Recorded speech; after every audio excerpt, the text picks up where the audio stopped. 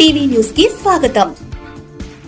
కాళ్ళర కొట్టేసి ఇంట్లో పడుకున్న వాళ్ళు కొంతమంది వైఎస్ఆర్ కాంగ్రెస్ పార్టీ కార్యకర్తలకు ఫోన్ చేసి అనిల్ లేడు, నర్సరావుపేట వెళ్ళిపోయాడు, ఇంకా మిమ్మల్ని ఎవరు కాపాడుతారు, ఇక్కడ వచ్చేది తెలుగుదేశం పార్టీయే, చంద్రబాబు నాయుడు గారు మాకే చెప్పాడు వైఎస్ఆర్ కాంగ్రెస్ పార్టీ వాళ్ళ సంగతి చూడమని ఎదుకొస్తే మిమ్మల్ని ఎవరు కాపాడుతారు, మిమ్మల్ని ఎవరితో సంగతి చూస్తానన్నారు. నేను నర్సరావుపేట పోయినా, అక్కడి నుంచి లేదా ఇంకొక దూరం పోయినా, నెల్లూరు నగరంలో వైఎస్ఆర్ కాంగ్రెస్ పార్టీ కార్యకర్తలకి కష్టం వచ్చినా నష్టం వచ్చినా ముందు వచ్చి నిలబడతా. నన్ను దాటే నా కార్యకర్తలు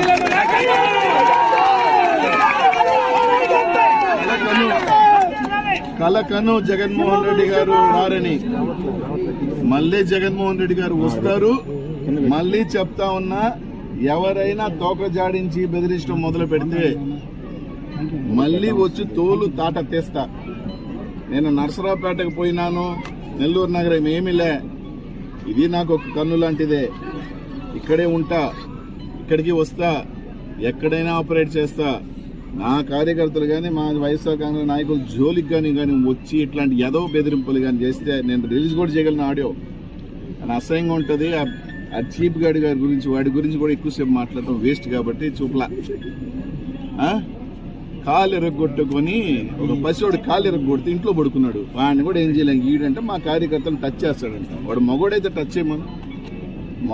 నిజమైన మగోడు అధికారం ఉన్నా లేకపోయినా రొమ్మెర్చుకొని నిలబడతాడు. రేపు మేము వస్తాం నువ్వు వచ్చేది లేదు, సచ్చేది లేదు.